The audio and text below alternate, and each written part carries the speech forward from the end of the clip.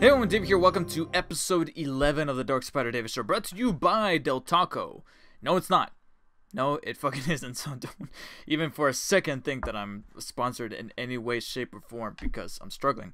So, I got actually rather a hefty episode packed jam with content for you guys. So I'm really excited to bring you guys. You can tell by the excitement on my face. Before I get to the topics, however, I do want to go ahead and recommend that you follow me on Instagram and on Twitter at DarkSpiderDavid. That's my handle for both social media platforms. And also continue to show your support, which lately I feel like it's been coming in fair amounts thanks to the YouTube algorithm. I feel like their whole angle of promoting longer videos because of longer watch time is actually kind of paying off, because ever so often I see an influx, whether it be with my most recent episodes of the Dark Spider David Show or with my recent reviews that are rather hefty, like the Spider-Man 3 reviews or my collection of PS3 games, getting an awful lot of views, and also, and more importantly, some really great response from you guys, whether it be dropping a comment, just expressing how you guys feel, sharing in the wealth, as well as giving that like button a click, just, abuse that button like a motherfucker. So just do that and continue to show your support by hitting the like and share button, and also subscribing to the channel to show your support there. So thank you guys. I appreciate it for that, but of course you can always continue to show more love and support by doing those things.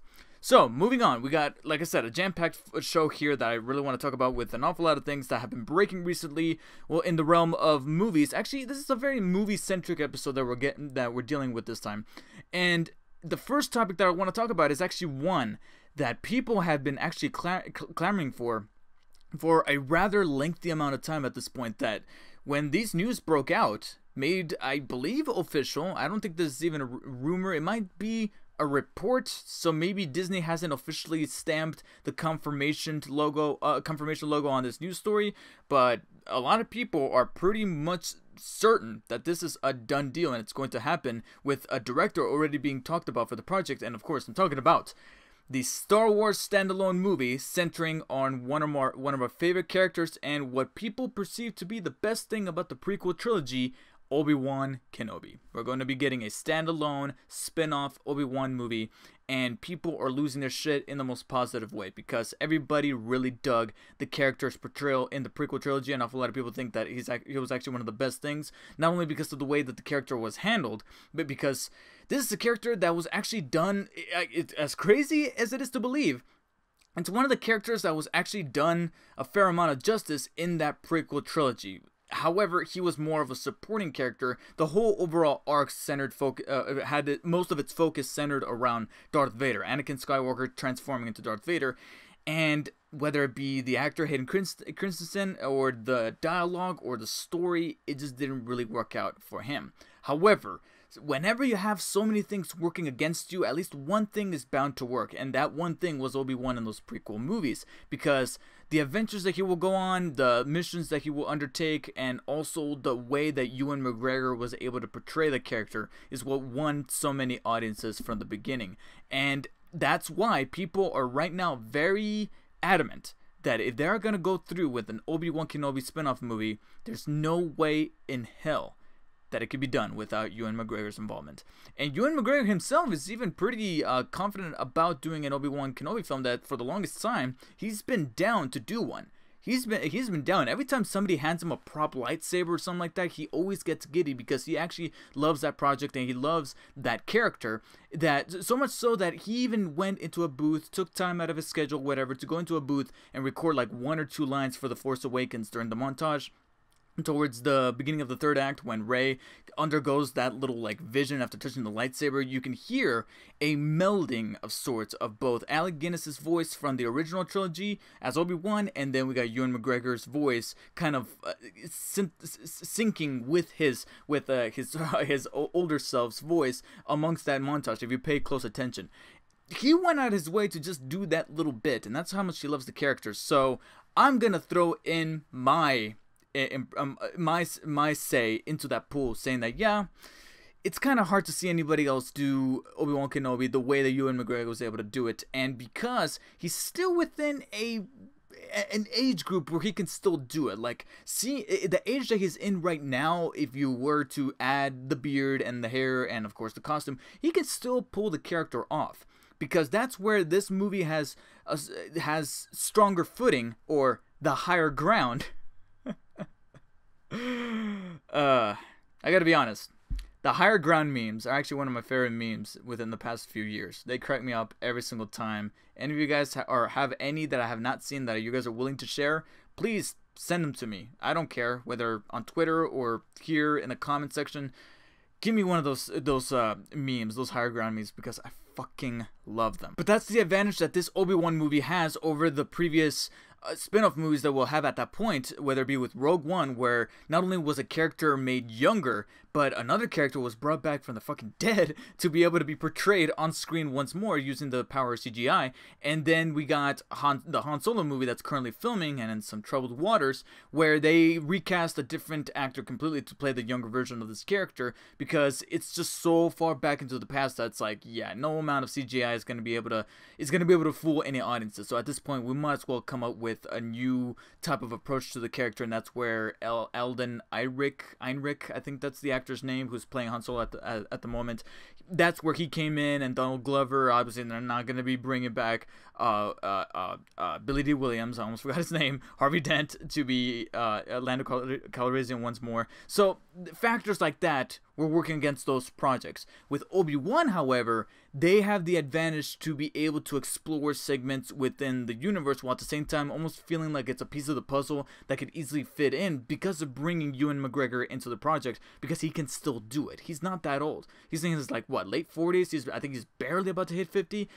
I think that that's actually one of the ripest forms of casting, where you can actually use this to your advantage. And then you bring over the rumored director, which at this point is, I think, Michael Gondry or Michelle Gondry.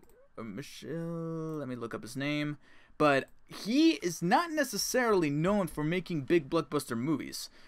He is the director of smaller films, much more emotionally driven films, and one of the films that he most recently did, for which he got an awful lot of acclaim, mainly at the Oscars, was this movie called Extremely Loud and Incredibly Close, in which we got this little boy who has, I think, Asperger's or something like that, and he makes friends with this muted older man, as well as dealing with the tragic past, and hopefully there's not spoilers, even though it's in the trailer, it's part of the premise, but his father, played by Tom Hanks, passes away during the September 11th attacks in 2001, and him trying to deal with it, obviously you can tell it's a heavy subject matter, but it's much more dramatic material that is not catered to a blockbuster film. So how do you bring in a director to attach them to a project like Obi-Wan like that?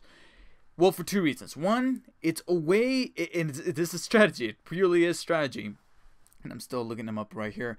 It's a strategy on the studio's part, because when you take a named director, a director that's very focused on talent more so than blockbuster flair like that, and you attach them to a blockbuster like this, that attracts other talent. So many cases, especially when it comes to bad movies, when you watch a bad movie and you see an actor that you know is too goddamn well for this, they're way too good to be in a project like this, you're wondering to yourself, how in the hell did they get involved? That's because sometimes they know the people that are involved. And like, for example, most recently, we got that movie 9 Lives that has two-time Academy Award winning actor Spacey. And then we got Christopher Walken. How do you do that? That's because one actor knows another. Christopher Walken got attached because he saw Kevin Spacey's name on there. He's like, oh, yeah, sure, I'll do a movie with him. I've been wanting to do a movie with him for a while. A talking cat. Sure. And of course, for Christopher Walken, he's done movies like The Kangaroo Jack, whatever. He's done movies that are subpar, to say the least. But that's how it's almost like a virus. It just infects everybody where they're like, oh, he's in it or she's in it, I'm going to do it. Even if the story is shit, even if the movie's going to be a complete disaster, they get attached. That mentality works, whether it be in a shitty movie or even in a good movie that has potential, such as this one here in the Obi-Wan movie, where you got a director like that can maybe attract Ewan McGregor to officially sign on the dotted line to play Obi-Wan once more. And then comes the rest of the cast that could be involved in a original story, which brings up the next topic. What could be the next potential story to tell from Obi-Wan's perspective? I can tell you what the story can't be. It can't be related to, once more, to the motherfucking Death Star. Why? Because just recently Ron Howard tweeted this photo of a Imperial helmet, or Imperial Engineer helmet more specifically, on top of what appears to be a console inside of the Death Star. And obviously Ron Howard is currently being the one to finish the Han Solo movie after the departure or the firing of Phil Lord and Chris Miller. And this got some people, myself included, agitated, because how many times do we have to deal with the Death Star? We just did it with Rogue One, and it's just kind of annoying that somehow, some way, we always come back full circle to these stories that involve the Jedi, that involve the Death Star, that involve Darth Vader, somehow, some way. And I was hoping that maybe Obi-Wan can be the one to break that mold. Sure, we're dealing with a character that we've already seen time and time again, and that's why people are like, do we have to see an Obi-Wan movie? Do we have to see a Yoda movie? There's so many other characters, especially taken from the extended universe, that you can tell stories of, that they aren't part of the mainstream, and you can make movies out of them and have something original. Plus, it's you could say it's most of a gamble when it comes to spending the money to produce these kind of films, because Obi-Wan is kind of sort of ish a safer bet because he's an established character, but also, looking at it from the much more artistic point of view, you're not gambling with a story because you're dealing with a lore that not a whole lot of people know of. So even if you don't deliver 100%, not so many people will chastise you for that, and you at least try to do something original. And I believe my dog is barking, so I apologize for that if it's coming through the audio. But yeah, he did this movie incredibly loud and Stephen Daldry. Why was I saying Michel Gondry? That's another director. I think he did Green Hornet and a couple of other movies. But he's kind of in the same kind of tier when it comes to those type of directors. But this is Stephen Daldry, and he's the one who's currently in talks to possibly doing the Obi-Wan movie. And yeah, like I said, he's not very well known for doing blockbuster films. He's mostly with dramas that are much more nuanced within emotion, like The Hours. Billy Elliot, he did Billy Elliot. If you guys have seen the movie and you love it, he did that, and he did The Reader, which finally won Kate Winslet her Oscar. And yeah, he's an established director that's a very actor's director, works with performances and makes sure that he gets everything 100%. And he is currently the one to be in talks to be doing the Obi-Wan Kenobi movie. And that's awesome. It's just that when it comes to the story, just don't let it be 100% tied to every single little thing that has happened in the Star Wars universe up until this point. Don't have it be about the Death Star. Don't rely too much on established knowledge about Luke and Leia, or Darth Vader's out there somewhere or whatever. But there's so many little doodads to be able to toy with, especially between the gap of episode 3 and episode 4, before he becomes the older man that he is in A New Hope. And there's just so many awesome stories to tell there, and so many options to really pick from the extended universe, because I'm about to pull up an article here, see if I can bring it up. It's not even part of my history no more. Oh no! But there's so many that involve him going on all these different diplomatic missions back when we were still dealing with the Clone Wars. I think that's probably the only leeway that I'll give, is that if we deal with a story that's in the Clone War or prequel era.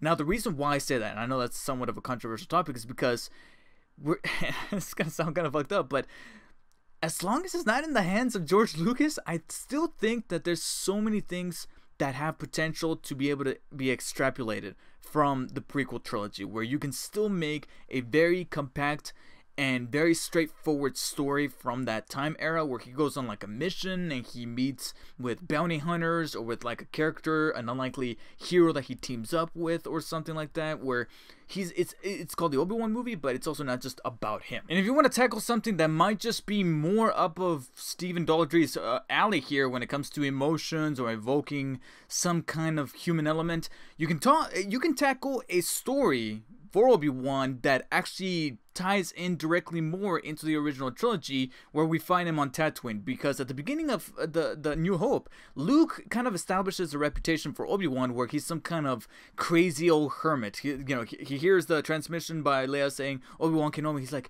Obi-Wan Kenobi, I wonder if he's related to old Ben Kenobi. He's got a reputation for being some kind of crazy old hermit up in the hills of Mos Eisley or Tatooine or whatever the fuck. So there's an interesting tale to be told there about how he became that type of person, even though he's still knowledge, he's still somewhat of a wisdom-driven figure, But how exactly did he deal with it kind of going through this exile that he put upon himself, dealing with, hey, this guilt of how he felt about Anakin there at the end of Revenge of the Sith, where he left them to burn? How did that have a lingering effect on him? And I think that that's actually something that Daldry could be really excellent at doing in a blockbuster form. Of course, some were roped in. There has to be some kind of lightsaber battle or something to really keep the attention going and to make this a Star Wars property. But there's something that could be done differently with Obi-Wan that hasn't been done before with Rogue One, or even the Han Solo movie that's very much boots on the ground. Whether it be one that's a bit more dramatic and much more war-driven, or one that's a bit more comedical in that sense of the term. And I'm not even going to begin to cover it, but I'm pretty goddamn confident that there's got to be something in the Clone Wars animated series that entails Obi-Wan, and they could easily take a little nugget of that information and just build off of it to be able to make a really great story, especially since so many people really like that show. I feel like if they bring somebody over from that writing team, they could have a hit on their hands. All I know is that I hope to God that they can plan this one accordingly. And even Disney did propose that, yeah, we're going to be looking at this movie very carefully and make sure that we're not tripping over our feet, because so far, it looks like the current trilogy is in good hands and it was really thought out, but when it comes to the standalone movies, they're not really doing a great job when it comes to actually producing these things. The movies themselves might not be that bad. So far, Rogue One was pretty good, so I feel like we're off to a good start, at least critically, with the standalone movies. It's just that it's a little concerning to see that so many stories rise out of the production of these movies, from reshoots to production delays to directors getting fired, which happens all the time. It's not so late in the game like this, whether it be the director getting fired, or furthermore getting an acting coach for your main character, your main protagonist. And like I said, so late in the game, because it's fine to get it at the beginning during pre-production, but to have this movie have already like a 2/3 or like 3/4 of the movie already filmed, and you need to get an acting coach to finish it off after getting a new director, very alarming. I hope the best for the Han Solo movie, but even furthermore for the Obi-Wan Kenobi movie, which I think has greater potential, only because there's just so many different stories to tell with that character, as opposed to Han Solo, who's has been given an overall arc to really go off of. Not to mention that that's kind of what makes up his personality, is that we don't know that much about him, whereas Obi-Wan, it's contrary, only because they're different type of characters. And I'm hoping for the best for both projects, but more so for Obi-Wan, because I feel like this is the one that kind of has me hooked a little bit more. So please post in the comments below, what are you guys' reactions to there being an Obi-Wan Kenobi standalone film? Do you think it's going to bomb, or do you think that it's going to succeed further than these other two spin-off movies so far do? And more importantly, will you go see the movie if it's not called The Higher Ground, a Star Wars story? Let me know. So, next topic is one that actually hits a little close to home, but I want to talk about it real quickly, only because it's just like, yes, I need to talk about this, alright? Homeboy is losing his shit on Twitter. And by homeboy, I mean Jordan Vogt Roberts, I think is, well, it's a Vo or Vogt Roberts, however you pronounce his last name. This guy right here. He is the director of Kong Skull Island.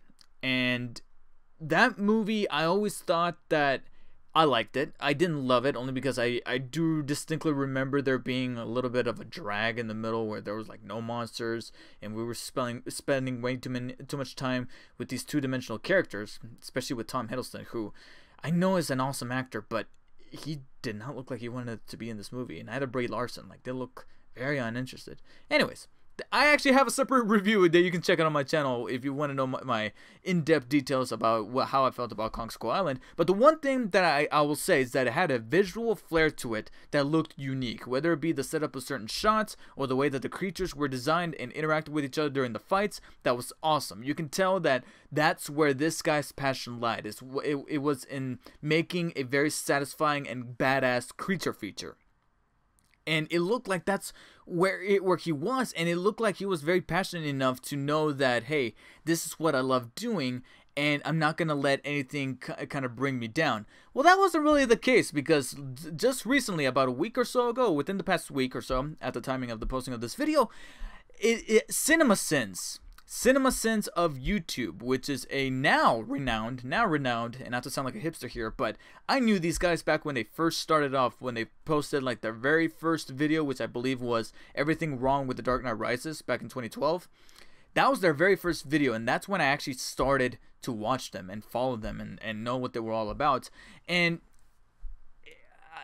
basically, if you don't already know who CinemaSins are, it's this YouTube channel that was originally run by, I think, one guy, but then it grew into two guys, and now they got this huge thing going on because, yeah, that channel now has 7 million subscribers. Over 7 million subscribers. Like I said, not to sound like a hipster, but I knew them back when they barely started off with like a couple hundred.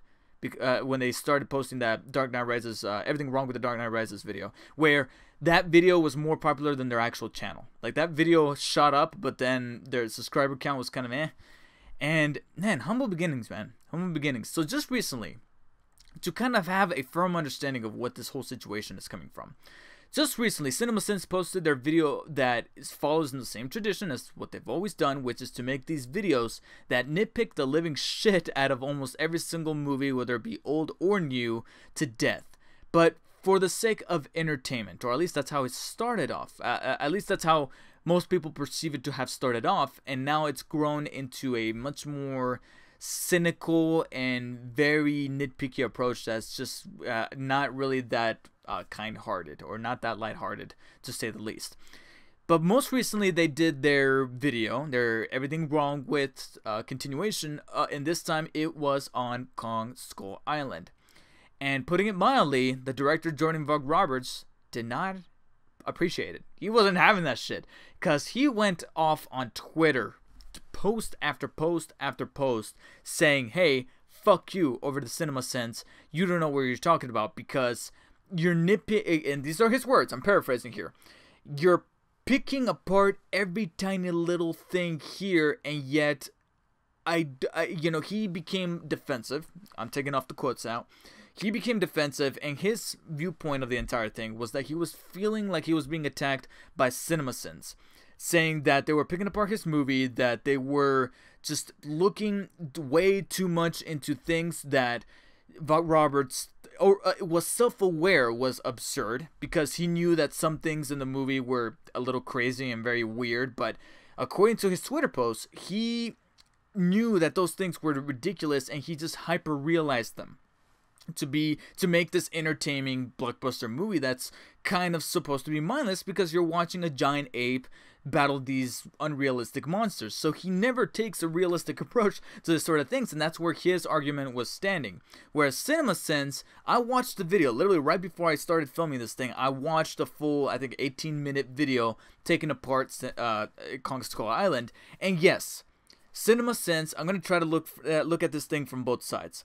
CinemaSins does pick apart the littlest of details that, on the one hand, I kind of understand what they're talking about, but on the other hand, and this doesn't just go for the Kong Skull Island video, this goes for all of their videos where they're talking about various other movies, some of which I love. And it's funny because they used to have a disclaimer either at the beginning of the video or somewhere, I don't know, I can't remember if it was on the channel or on the video page or on the beginning of the video, saying, hey, just because we're picking apart this movie doesn't mean we love it. And I remember back a few years back when they did one for like the Dark Knight, the original Dark Knight, saying that, hey, we actually kind of love this movie, but we're gonna pick it apart for entertainment's sake.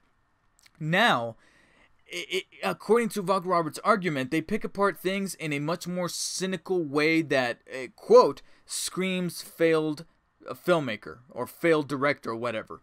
Basically, their Jordan Vogt Roberts' approach, and the reason for why I was about to say there, you notice I was about to say there, is because Vogt Roberts, with the power of Twitter, was actually starting to create a witch hunt of sorts, where he actually started to kind of rope in other directors to come on his side on Twitter. Directors are very active on Twitter, from Rian Johnson, who's doing Last Jedi, and had a movie of his be picked apart, and even he started to do what Jordan Roberts recently did, only not to the exaggerated extent that he did, because like I said, Jordan, if you go back to his Twitter, he post after post after post, he would screenshot clips of the video and be like, you're wrong, no, my defense, it's supposed to be a match cut, no, I was supposed to go for that absurdity. And like I said, I'll get to why, to the playing devil's advocate and seeing it from CinemaSins' perspective. But he kind of started a witch hunt where he brought in Rian Johnson, who had his movie Looper be picked apart by CinemaSins. And Rian Johnson was right there with him saying, yeah, they're very cynical and very, like, up their ass. And I think, I might be wrong about this, but I think Christopher McQuarrie, who did the last Mission Impossible movie and is currently doing Mission Impossible 6, get well soon, Tom Cruise. He just recently broke his ankle in that goddamn movie because he's crazy. He even chimed in saying, yeah, you know, actually, I think it was his quote that I just air quoted right now, where he said that everything that they say in that video, it screams failed screenwriter.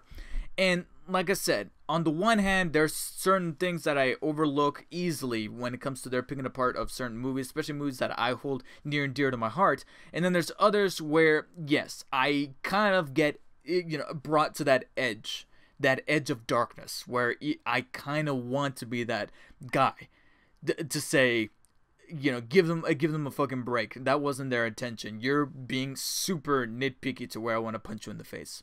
And I guess I could real quick go off on a small little tangent here to kind of argue the point. What would it be like if I was the director watching a video of theirs, CinemaSins video, picking apart my own movie? If I made a movie, especially a blockbuster film, that caters more to being a not so tightly written film, because let's just face it, the majority of films that have the most plot holes or things that are kind of screwed up with it are blockbusters. Not so much dramas, not so much independent films, because they look at those things a little bit more on the smaller scale, because we're just dealing with characters and we're just dealing with the drama. Whereas blockbusters, most of them are too busy establishing a franchise, establishing a universe, dealing with all these big visual effects that they overlooked some if not most of the problems in the writing. And that's where CinemaSins has their field day, especially with films like Kong Skull Island. And then you get the occasional director like Jordan Roberts that gets a little defensive with it. And like I said, I'm trying my best to argue the point here in favor of Jordan. And like I said, to an extent, I can kind of do that because sometimes CinemaSins, they do get a little too cynical. They do get a little too nitpicky where I'm like, okay, come on. Now you're grasping for straws at this point. Why do you have to point that out? In fact, during the Kong Skull Island video, I saw a couple of moments where they were giving the movie sins for things that that bugged them, or bugged the guy that was talking, who, by the way, all of a sudden his voice just got a little much more obnoxious. I preferred the NPR thing that he was doing at the very beginning when he first started off this channel. He was very somber, and I actually liked hearing his voice. And now it kind of sounds like this. I'm like, ugh. And it's funny because for a second I thought it was a different guy, and maybe it is. Maybe the sound is similar. Maybe it's like marriage, where the two have spent so much time with each other they kind of started to sound similarly. But his voice is different now, and it's not as nice to hear, sadly. But that's besides the point. The point is that, yes, and like I said, I'm probably going to be tempted to be brought over to the dark side should I ever make a movie of the blockbuster nature, and then CinemaSins takes it, rips it apart in a brand new video, if they're still around by then. And yes, I will be tempted to be that guy. But here's where my argument against Jordan Roberts and all these other directors like Rian Johnson, who also kind of had his moments on Twitter where he was looking at CinemaSins' video on Looper, and he was like, okay, come on, dude, back the fuck off. The reason for why I'll play devil's advocate here, guys, is that, yes, at the end of the day, CinemaSins needs to pay bills. And those bills, at this point, not back then, probably, but now at this point, now that they made the transition, that I'm pretty certain they have made, they are now relying on YouTube for their full-time gig. This is their full-time gig now. At 7 million subscribers, hell fucking yes, I'll quit my day job. I'll quit looking for a job, whatever, and I will solely bank on YouTube. Because 7 million subscribers, I think you've got it made. You've got more subscribers than some other YouTubers that started off from the very beginning when YouTube got even created back in 2005, 2006, 2007. Yeah, you're pretty confident in being able to make that sort of money. And sometimes that money does rely on YouTube views. And trying to skid the line of manipulation and clickbaity is making these CinemaSins videos that do have this controversial approach. And sometimes that controversial approach can only be achieved by one thing and one thing only, and that is nitpicking the fuck out of a movie, even when they're looking for nitpicks in places that nitpicks can't even be found, like in Kong Skull Island, where, yeah, like I said, some things that they did pick apart, I did think about and be like, yeah, why did they do that? That's an interesting point. And that's actually what CinemaSins was always known for. Because that's, back then, their videos were only like 4 or 5 minutes long. In fact, that was their catch. That everything wrong with so-and-so in 5 minutes or less. Now their videos are like almost 20, 30 minutes fucking long. And the two reasons for that. One, they got to bring in those sins, quote unquote, that will make controversy and bring in those views. Because when somebody watches and says, oh my god, they did this with this movie, even if it's a negative approach, they're going to share the video. They're going to share it and they're going to promote it to other people. They're going to watch it. Look at that. A view, a view, a view, a view. An ad click, an ad click, an ad click. Money, money, money, money, money. And that's where their income kind of comes in. Also, killing two birds with one stone. If they make a longer video, that will then favor YouTube's new algorithm that favors longer videos for longer watch time. And YouTube is all up for that, at least nowadays with the new algorithm. So they're taking full advantage here. And that's why you can't look at this under a microscope or under a magnifying glass, whatever, and take it too seriously. Because I do think that, to an extent, Jordan Roberts is losing his shit over nothing. Because at the end of the day, there's a chance that you probably made more money than this guy did actually making the movie. He's not making a movie. You know, look at it from that perspective. He didn't make the movie, you did. You are achieving your passion. His passion might be films, but all he can do at this point is critique it. Just look at it from that perspective, because if you lose your shit over a YouTube video like this and go off of it like you did on Twitter, like I said, taking screenshots and debating each and every single one of them, you give more fuel to this guy. Because mark my words, and actually I'm a living example of this. I am, because for the longest time, I was not watching CinemaSins because, like I said, their videos got a little longer. I would run out of time. I always wanted to do like a quick thing, and then I don't know where their videos are like 17 minutes. I'm like, oh, I don't have the time for that. And like I said, they started to get a little nitpicky where I'm like, guys, come on, reaching for straws here. And those qualms still kind of stand. And because of that, I haven't been watching CinemaSins for the longest time. And what brought me to watch that Kong Skull Island video was the controversy with Jordan Roberts losing his shit on their videos.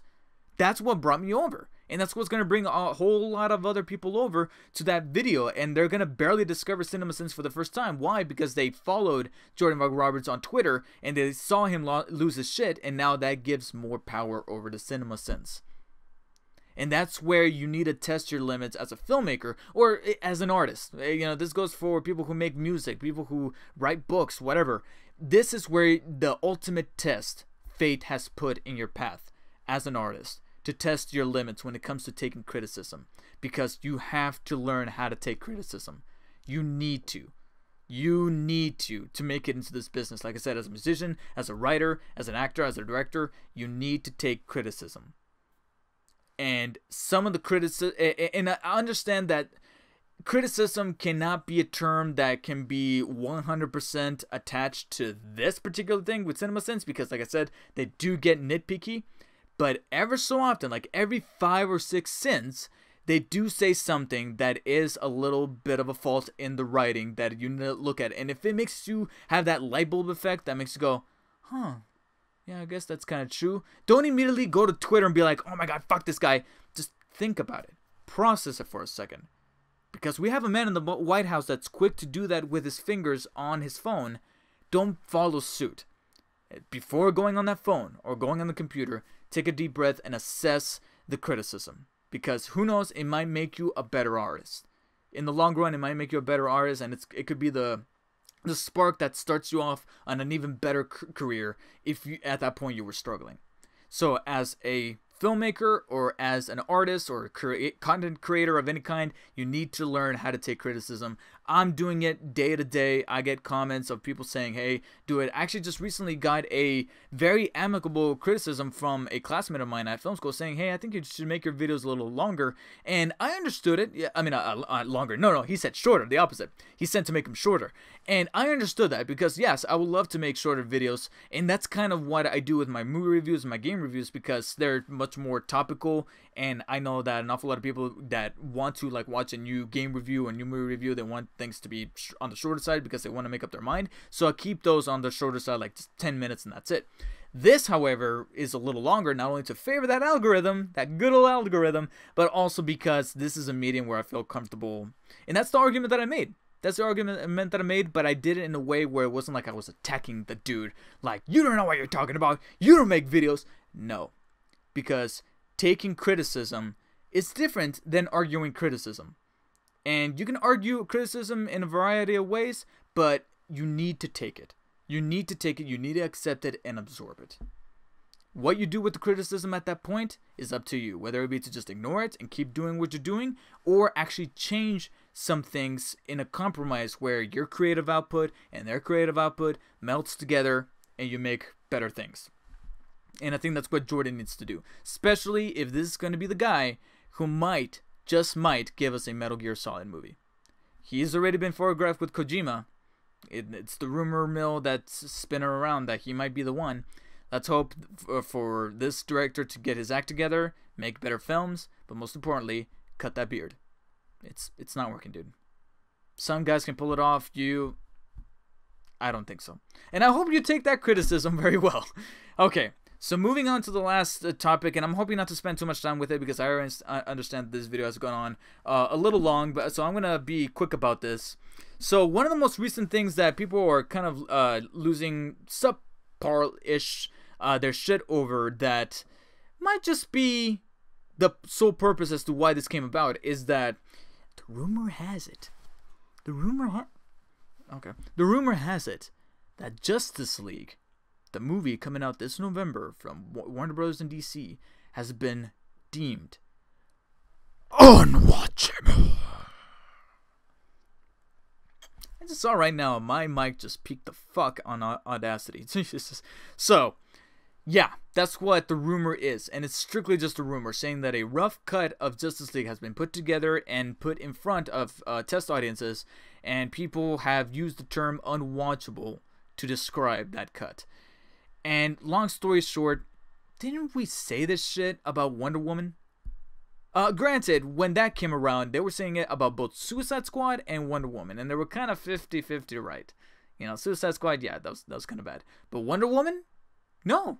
They said that Wonder Woman was a complete disaster. And that ended up being not only a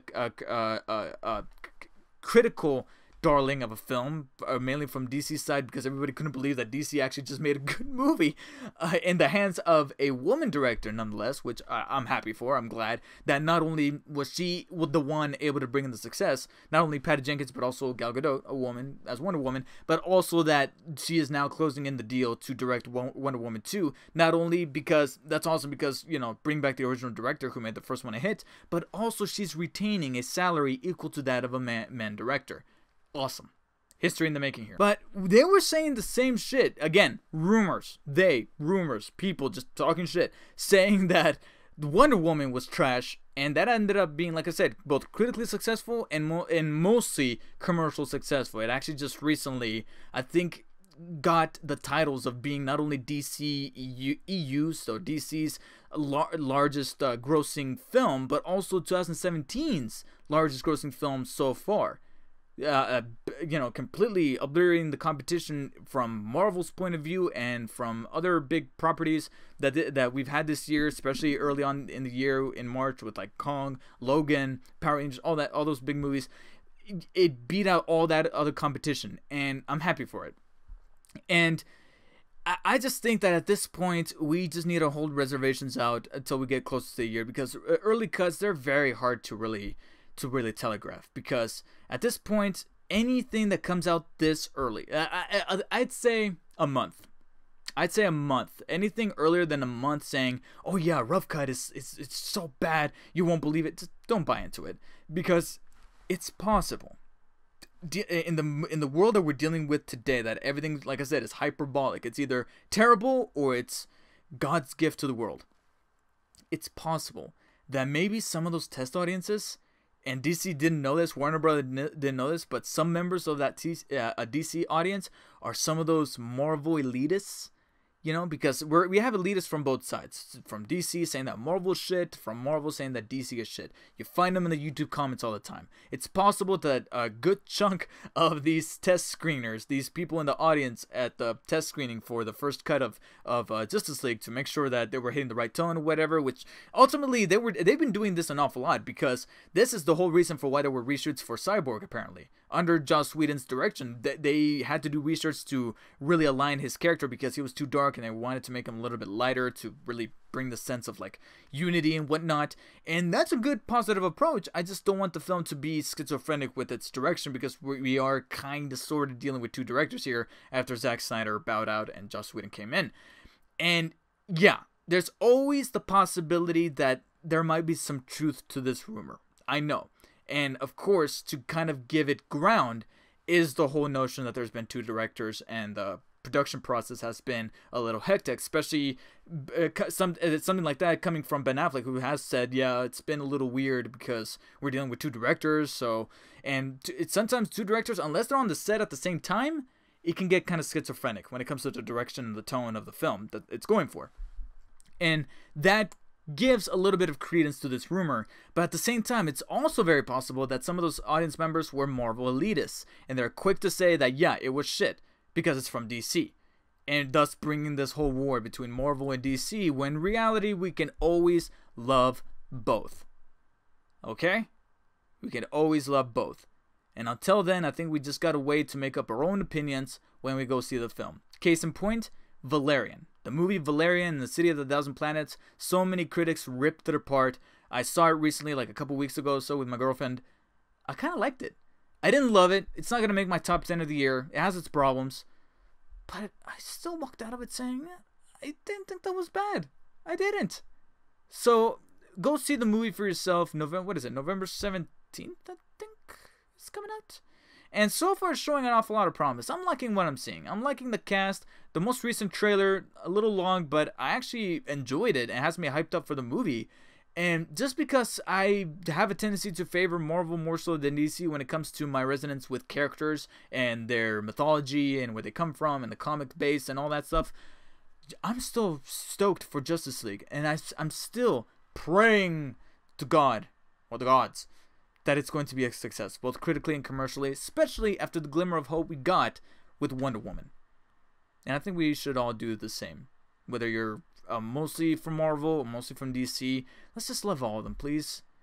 Because Lord knows that outside of comic books and superhero characters that are not real, we got some much more realer shit going on in the world that we should at least hold this whole basis of comic books and superhero movies a little bit more closer to heart and sacred. Because at this point, I don't know how long that could last. With that, I close out my episode 11 of the Dark Spider David Show. Thank you guys so much for sticking through it to the end. I know I got a little bit on the long side, but here's to hoping that this was a good episode that you enjoyed watching just as much as I enjoyed making. If you want to continue to show your support, all you got to do is just hit that like and share button down in the section down below. Leave your comments for any kind of questions, comments, or suggestions you may have for the show or for the channel in general. And if you want to show your support for the channel, feel free to hit the subscribe button down below. Also, make sure you follow me on Instagram and on Twitter at DarkSpiderDavid, and keep in touch, drop a line. Until next time, guys, see you all later.